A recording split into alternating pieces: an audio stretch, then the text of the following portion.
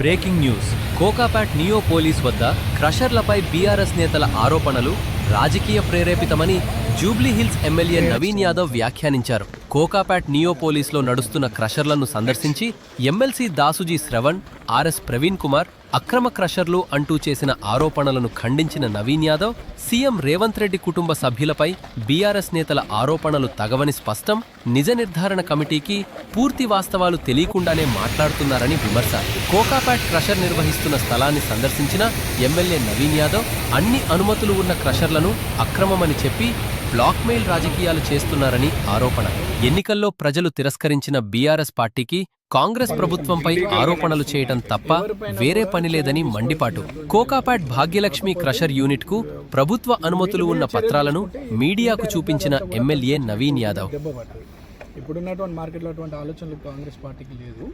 ఎవరైనా అనాథరైజ్డ్గా ఇల్లీగల్గా ఉంటే అది ప్రొసీజర్ ప్రకారము అధికారులు చూసుకుంటారు.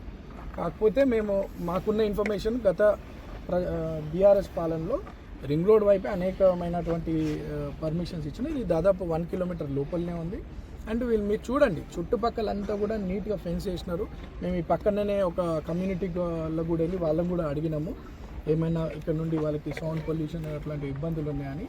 అది ఈ కంపెనీ వాళ్ళు వాళ్ళని అసోసియేషన్ని కూడా అప్రోచ్ అయ్యి అక్కడ sound levels, air pollution levels కూడా వాళ్ళతో డిస్కస్ చేసుకొని వాళ్ళని కూడా కన్విన్స్ చేసి చుట్టుపక్కల వాళ్ళందరితో కన్విన్స్ అయ్యి యాక్టివిటీ జరుగుతుంది.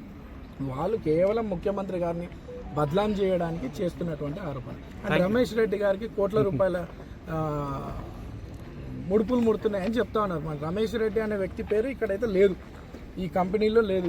ఉన్నది కూడా కౌశిక్ రెడ్డి, దీపక్ రెడ్డి వీళ్ళ పేర్లు ఉన్నాయి. అండ్ వీళ్ళంతా కూడా 15 సంవత్సరాలు. అండ్ మోర్ ఓవర్ ఈ కౌశిక్ రెడ్డి అనే ఈ కంపెనీ వ్యక్తి ఈ వెస్ట్ సైడ్ ఉన్నటువంటి అన్ని క్రషర్ అసోసియేషన్ ప్రెసిడెంట్గా బీఆర్ఎస్ ప్రభుత్వంలోనే పనిచేసారు. ఈ చుట్టుపక్కల అన్ని కూడా తను చాలా వర్క్స్ చేసినారు. ఎవరికి కూడా చుట్టుపక్కల ప్రాంతం వారికి ఎటువంటి ఇబ్బంది లేదు. కావాలని దీన్ని ప్రభుత్వం పైన బురద చల్లడానికి, రేవంత్ అన్నని బదలాం చేయడానికి చేస్తున్నటువంటి ప్రయత్నం మేము ఇవన్నీ కూడా తీవ్రంగా ఖండిస్తున్నాం.